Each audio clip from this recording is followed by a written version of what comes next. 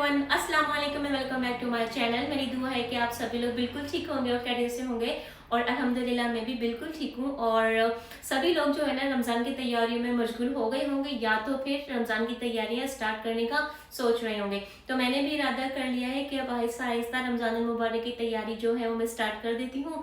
और आज जो सबसे पहला काम करने जा रही हूँ वो बहुत ज़रूरी है, हम सब के लिए बहुत इंपॉर्टेंट है। और वो है सबसे पहले अपने फ्रिज को, डीप फ्रीजर्स को क्लीन करना और ये देख लेना कि कितनी चीज़ें घर में मौजूद हैं। और ज़ाहिर है जब हम ग्रोसरी करके आएंगे तो वो सारी चीज़ें हमें अपने फ्रिज में और फ्रीज़र में ही स्टोर करनी है।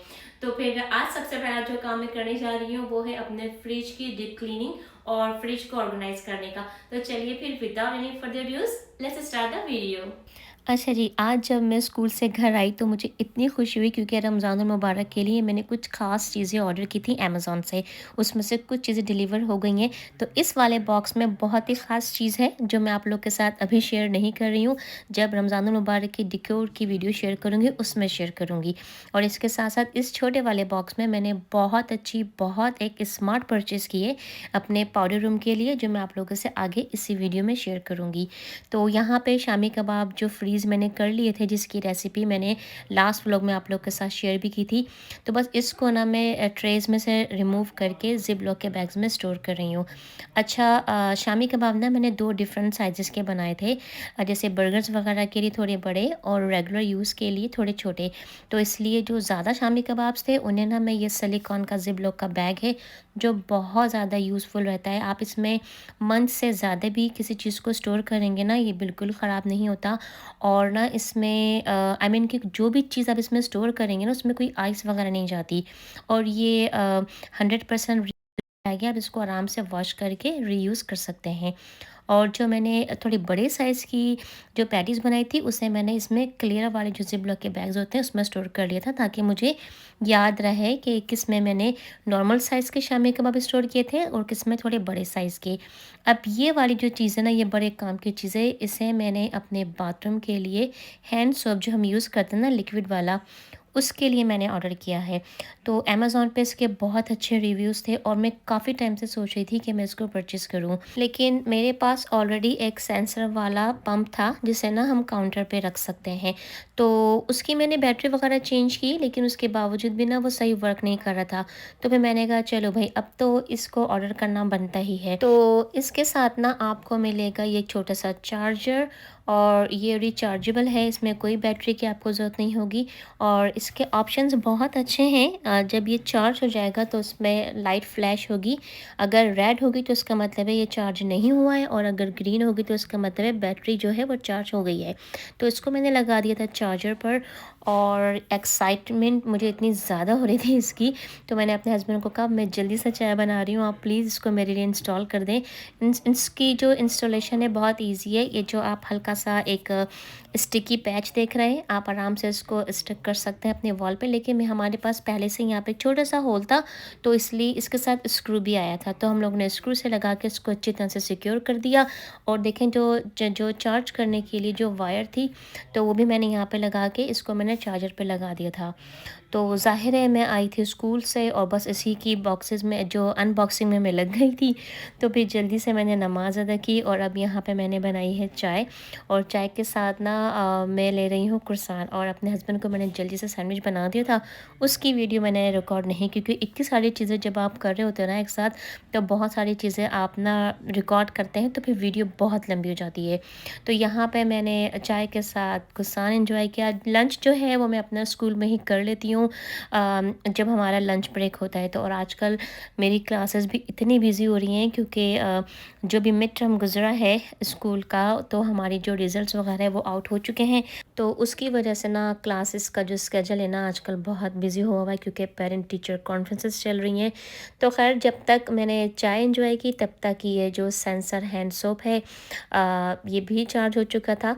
इसमें 3 डिफरेंट सेटिंग आपको मिलेंगी कि कितना आपको सोप चाहिए। जितनी आपकी ज़रूरत हो आप उस हिसाब से इसको सेटिंग पे एडजस्ट कर सकते हैं। जब ये डेड होने लगेगा तो बैटरी आपको शो करेगा कि जो लाइट है वो रेड हो जाएगी। इसका मतलब है कि बैटरी से आप इसको, तो आई मीन इस बैटरी को चार्ज कर सकते हैं। तो बड़ी स्मार्ट चीज़ है, मुझे बड़ी अच्छी लगी और ये है कि घर में इस तरह की चीज़ें होनी चाहिए, यूज़फुल रहती हैं। तो ख़ैर फिर मैंने चाय के जो बर्तन थे उसको धो लिया। धोने के बाद अब यहाँ पे मैं आ गई हूँ अपने फ्रिज को ऑर्गेनाइज़ करने के लिए।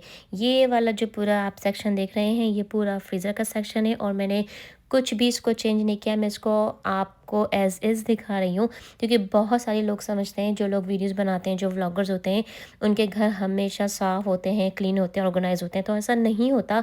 कुछ चीज़ें ऐसी होती हैं, आप जितना भी उसका ख़याल कर लें, लेकिन थोड़े टाइम के बाद वो मेसी हो जाती हैं और हर चीज़ को क्लीन करने की ज़रूरत होती है। तो आपने देखा, मैंने आप लोगों के सामने ही फ्रीज़र का डोर ओपन किया और जो उसकी हालत थी ना, तो वो आपके सामने थी। सारी चीज़ें ऊपर नीचे बिल्कुल मिक्स हुई हुई थी और मैं टाइम टू टाइम इसको क्लीन करती रहती हूँ, ऑर्गेनाइज़ करती रहती हूँ, लेकिन उसके बावजूद भी इतनी चीज़ें बिखर जाती हैं कि मैं आपको बता नहीं सकती। और रमज़ान की तैयारी करने से पहले ही सबसे ज़्यादा इम्पोर्टेंट काम यही होता है मेरे लिए कि फ्रीज़र और फ्रिज को आप क्लीन कर लें, चीज़ें चेक कर लें, कौन सी चीज़ें हमारे घर में हैं, कौन सी चीज़ें हमें ख़रीदनी है, परचेज़ करनी है। और जब हमारा ख़ास कर जो फ्रीज़र है, फ्रिज का सेक्शन तो फिर भी हम एडजस्ट कर लेते हैं, लेकिन जो हम चीज़ें रमज़ान अल मुबारक के लिए बना के रखते हैं, वो ज़्यादातर चीज़ें फ्रीज़ की जाती हैं। तो फ्रीज़र में जगह बनाना, फ्रीज़र को ऑर्गेनाइज़ करना, क्लीन करना बहुत ज़रूरी है। अच्छा, ये वाला जो रेफ्रिजरेटर है, ये हमारे ऊपर किचन में है। मेरे पास एक छोटा-सा एक फ्रीज़र है, जो मैं आपको दिखाऊँगी। उसको भी मुझे पूरा क्लीन करना होता है, ऑर्गेनाइज़ करना होता है, क्योंकि वहाँ पे ज़्यादातर मैं मीट और जो भी एक्स्ट्रा चीज़ें होती हैं, वहाँ पे स्टोर करती हूँ। लेकिन फाइनली यहाँ पर मैंने सबसे लोअर वाले रैक में रखा है सारा मीट और ये वाला जो मिडिल वाला रैक है उसमें रखी हैं वेजिटेबल्स, और जो ऊपर वाले जो 2 सेक्शन है उसे ज़्यादातर मैं एम्प्टी ही रखती हूँ, क्योंकि जो चीज़ें मैं बनाती जाऊँगी उसी शेल्फ में मैं पहले फ्रीज़ करूँगी, फिर ज़िप-लॉक के बैग्स में डालूँगी। और ये वाला जो सेक्शन है, ये है रेगुलर रेफ्रिजरेटर का, फ्रिज का एरिया।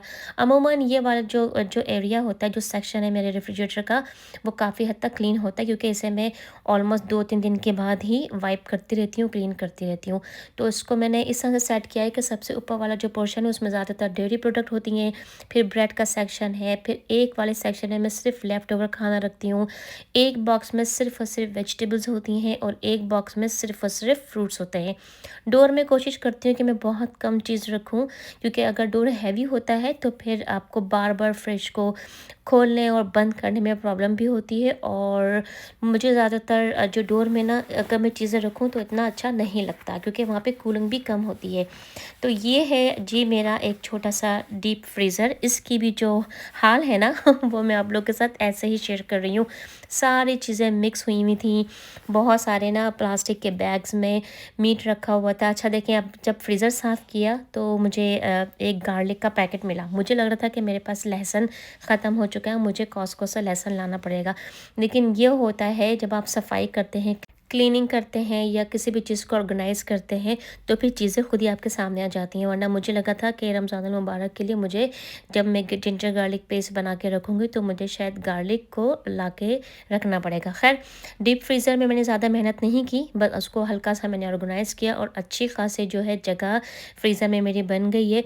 तो फिर ना आज मैं गई थी सब्ज़ी की दुकान पे, प्रोड्यूस मार्केट गई थी और वहाँ पे मुझे इतने अच्छे टमाटर मिले, जो आपको वीडियो में नज़र भी आ रहे होंगे। साथ साथ मुझे लेमन्स भी मिले, बहुत अच्छे थे और बिल्कुल फ्रेश लग रहे थे। अच्छा, तो मैं ना लेमन्स को, लीमूस को इस तरह से ना कट करके रख लेती हूँ ज़िप-लॉक के बैग में, फ्रीज़र में डाल के।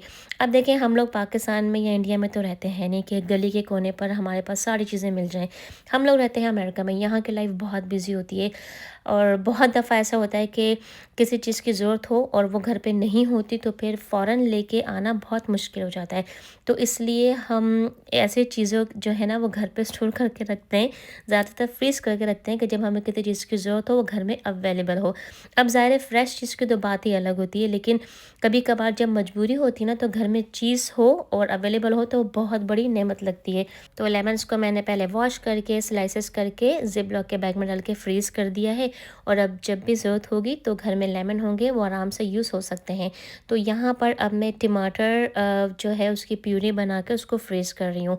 ये मैं आप लोग के साथ पहले भी काफ़ी दफ़ा शेयर कर चुकी हूँ। बहुत अच्छी कारआमद टिप है ये, क्योंकि कुछ टाइम पहले हमारे यहाँ पे सैन फ्रांसिस्को में टमाटर तो मिल ही नहीं रहे थे, और जो मिल रहे थे वो इतने ख़राब से, बहुत हार्ड से होता है ना, येलो से, कुछ ऑरेंज से, उस टाइप के।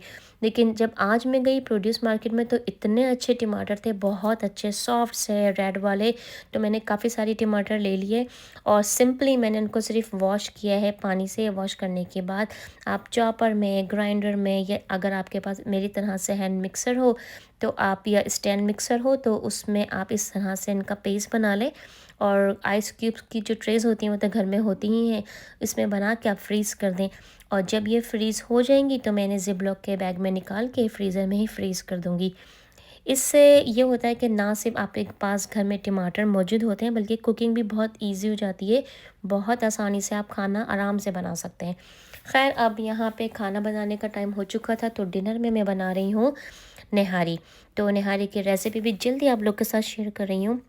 अच्छा, अमूमन लोग ना नहारी में प्याज ऐड नहीं करते, लेकिन आप एक दफ़ा मेरे कहने से जब नहारी बनाएं तो प्याज ज़रूर ऐड कीजिएगा, और आप खुद ही देखेंगे कि कितनी अच्छी नहारी बनती है। तो मैंने ऑयल डाला था, उसमें फाइनली चॉप करके मैंने प्याज डाली थी। जब प्याज अच्छी तरह से गोल्डन ब्राउन हो गई थी ना, अच्छा सा कलर आ गया था, फिर यहाँ पे मैंने नहारी का मीट ऐड किया है। अगर आपके पास नहारी का मीट हो तो वो आप ऐड कर सकते हैं, वरना कोई भी आपके पास मीट हो, बोन वाला हो, तो उसकी भी नहारी बहुत अच्छी बनती है। तो यहाँ पे मीट डालने के बाद अच्छी तरह से मीट के साथ ना मैं इसको भून लूँगी। जब मीट हमारा भुन जाएगा तो मैंने साइड में यहाँ पे मसाले निकाल के रख लिए हैं, जिसमें मैंने नमक लिया है, हल्दी है, धनिया है, ज़ीरा है, पिसी हुई लाल मिर्चें हैं, और यहाँ पे मैंने शान का निहारी मसाला भी लिया है। अगर आप चाहें तो किसी और ब्रांड के भी निहारी मसाले इसमें ऐड कर सकते हैं। और अच्छा, यहाँ पे ना मैं पेपरिका पाउडर डालना भूल गई थी, तो आप लोग भी इसमें ऐड कर लीजिएगा। मैंने बाद में इसमें पेपरिका पाउडर ऐड कर लिया था। पेपरिका पाउडर डालने से या फिर कश्मीरी मिर्च डालने से ना निहारी में जो कलर आएगा ना वो बहुत अच्छा आएगा। तो मसाला डालने के बाद आप अच्छी तरह से उसको भूनें। आप देख सकते हैं कि कितना अच्छा कलर आया। ये कलर इसलिए आया कि मैंने इसमें पेपरिका ऐड की थी। तो फिर उसके बाद इसमें दही डालेंगे। दही डालने के बाद आप इसको अच्छी तरह से भूनेंगे। किसी भी खाने को अगर आपको बहुत अच्छा बनाना हो ना, तो उसकी ना आपको भुनाई बहुत अच्छी करनी पड़ती है। जितना अच्छा आप मसाला भूनेंगे, आपका जो खाना है वो उतना ही अच्छा बनेगा। अच्छा, मैंने इसमें पानी बहुत ज़्यादा ऐड नहीं किया है, वरना फिर बहुत ज़्यादा पानी ऐड करो तो बाद में फिर आपको उसको फिर भूनना पड़ता है बहुत ज़्यादा। तो यहाँ पे अब मैंने एक बिल्कुल ड्राई फ्राई पैन लिया है, उसमें मैंने लिया है आटा। अच्छा, निहारी में वही आटा यूज़ किया जाता है जिसकी आपके घर में रोटियाँ बनती हैं। बहुत सारे लोग कॉर्नफ्लोर डाल देते हैं, बहुत सारे लोग मैदा डाल देते हैं, लेकिन निहारी में सिर्फ़ और सिर्फ आटा डालें और उसको ड्राई रोस्ट करें बहुत हल्की धीमी आँच पे। आप देख रहे हैं ना आटे का रंग कितना अच्छा ब्राउन हो गया था। तो इससे ये होता है कि निहारी में जब आप आटा ऐड करते हैं ना तो एक कच्चापन नहीं आता, और निहारी बहुत मज़े की बनती है। दूसरी बात ये कि एकदम से बहुत सारा आटा इसमें ऐड ना करें, थोड़ा थोड़ा करके आप ऐड करें, क्योंकि फिर निहारी को आपको पकाना भी पड़ता है। और आटा डालने के बाद निहारी को अच्छी तरह से पकाएं, एटलीस्ट 20-25 मिनट्स के लिए लो फ्लेम पे पकाएं। और यहाँ पे अब मैं भंगार की तैयारी कर रही हूँ।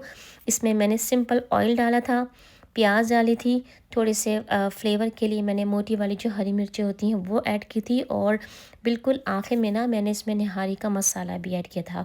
बट जब मैं भंगार ऐड करती हूँ किसी भी चीज़ में, चाहे वो निहारी हो या दाल, तो एकदम से पूरा भंगार उसमें ना ऐड करें। थोड़ा सा ऑयल डालें, हल्का सा मिक्स करें, फिर दोबारा से भंगार लगाएं। और दम पे मैंने डाला था हरा धनिया। तो नहारी यहाँ पे बन के बिल्कुल तैयार हो चुकी है। साथ में मैंने अयान और मुस्कान के लिए बनाए थे ये चिकन चीज़ के कबाब्स, और साथ में मैंने सर्व किया था नहारी को नान के साथ। ये है गार्लिक नान जो मैंने कॉस्को से लिए थे। तो नान और नहारी का जो कॉम्बिनेशन है वो बहुत ही मज़े का लगता है। और साथ में मैंने नहारी को सर्व किया था हरी मिर्चें, हरा धनिया और लेमन स्लाइसेस के साथ। तो ये नहारी की बहुत सिंपल सी लेकिन बहुत मज़ेदार रेसिपी है। इस रेसिपी से नहारी ज़रूर बनाइएगा, और जब बनाएं तो मुझे कमेंट बॉक्स में मेंशन ज़रूर कीजिएगा। तो फ्रेंड्स, ये था आज का ब्लॉग। आई होप कि आपको ब्लॉग पसंद आया होगा, वीडियो को आपने एंजॉय किया होगा। वीडियो अच्छी लगी हो या वीडियो में से कोई बात आपको पसंद आई हो तो वीडियो को लाइक जरूर कीजिएगा। और चैनल पे आप लोग पहली दफा आए हैं और वीडियो अच्छी लगी है तो चैनल को सब्सक्राइब जरूर कीजिएगा। अपना बहुत ज्यादा ख्याल रखें, दुआ में मुझे याद रखें, और जैसे जैसे रमजान की तैयारी होती रहेंगी आप लोग के साथ रूटीन शेयर करती रहूंगी। तो फिर बहुत जल्दी एक नए ब्लॉग में आप सबसे बहुत जल्द मुलाकात होगी। अल्लाह हाफिज।